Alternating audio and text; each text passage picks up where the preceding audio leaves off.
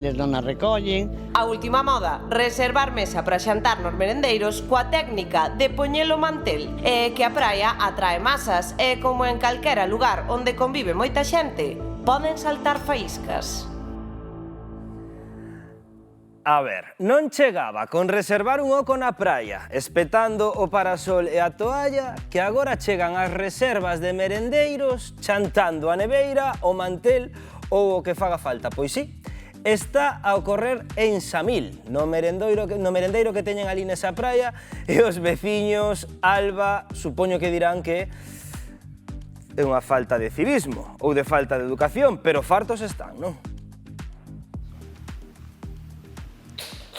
Tal cual, Bernardo, aquí chegan, xantan as cousas dun día para outro e digo eu, Marisol, a que hora hai que vir aquí a Samil para atopar unha mesa? Unha boa pregunta, nunca se sabe. Podes chegar aquí ás 10 da mañán e xa ter todo ocupado, e depende do día da semana, indudablemente, e despois ti non te olvides de algo, que aquí chegan cantidad de autobuses de fora daqui, que a xente xa ven preparadísima, con todo, e xa os deixan no punto para que collan todo. Non me parece normal. Non me parece normal para nada, vamos. Claro, unha situación que vos ten enfadados porque vos chegades aquí e que facedes está todo ocupado? Ir ao suelo, tirarnos o chan. O chan é o sitio onde nos solemos tirar, porque ves isto ocupado 1 hora, 2 horas, 3 horas, 4 horas. Non hai forma. Isto hai que levar un control. E un pequeno control non é cuestión de grandes cantidades. De entrada, poñer un buen letrero que che, las mesas ocuparán durante 2 horas, a hora de comer ou a hora de merendar ou a hora que queiras, pero durante 2 horas. Poñer un reloj e que se sepa o collín a tal hora e o vou deixar a tal hora. Claro, pero o problema non é o tempo que tarda a xente en comer, senón esta imaxe que estamos a ver aquí neste merendeiro de que non hai ninguén ocupando as mesas. Efectivamente. E podes pasar hasta certa hora, durante todo o día, mirando o mismo, pero non miras nada, hasta que chegan, porque se foron a correr, porque se foron a hacer compras, por o que queiras. Chegaron, apalancaron, colleron o sitio e aí quedaron. Xa poden ter bolsillos na neveira para que lles aguanta a comida. Tamén é verdad, tamén é certo. Mira, crees que se igual cunha multa económica ou con algo isto solucionaríase? Más que multa económico é voluntade de querer facer cousas. E ideas hai moitas. É un pouquinho de educación e civismo, non? Tamén é verdad, tamén é certo, vale? Pero se os deixamos, dentro de pouco, empezarán as riñas, empezarán as peleas, teñen razón, hai xente que ten razón. Pois sí, porque isto, moitas gracias, Marisol, vaise convertir, compañeiros, nun deporte de risco, pois atopar aquí unha mesa libre onde comer en Samil, e esta é a situación, mesas baleiras, sen ninguén. Que di Marisol, esa veciña de Vigo, grazas Alba, que sospeita que hai quen vai a noite anterior a reservar a mesa de pedra. Carlas, hai que ter moral. Hai que tener moita obsesión, ¿no? Es decir, a ver, francamente, esta señora decía que podía establecerse como un reloxo, ¿no? Un tempo, non sei como facer, é dicir, ti estás aí, as 2 horas, bring, sona unha alarma, tes que partir volando con todos os teus cacharros, ¿no? A ver, creo que a xente pois se monta problemas, se crea problemas onde non os hai, non? Cantos parques hai, cantos sitios hai, cantas praias hai en Galicia para poder facer isto sen tener que molestar, non? Francamente non creo que sexa ese o problema, non? A xente quere estar onde está a xente.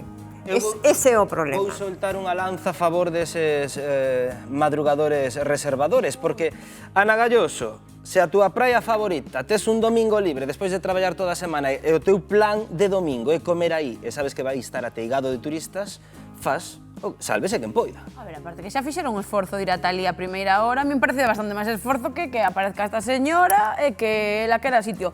Isto é o de sempre, se ti chegas e xa non hai, pois di ela, e que temos que estar no chan, pois como foi toda a vida o do merendeiro, non? Por outro lado, eu as poucas veces que fui un merendeiro a xantar, pois estaba no chan. Gloria, quedas na casa antes de madrugar tanto?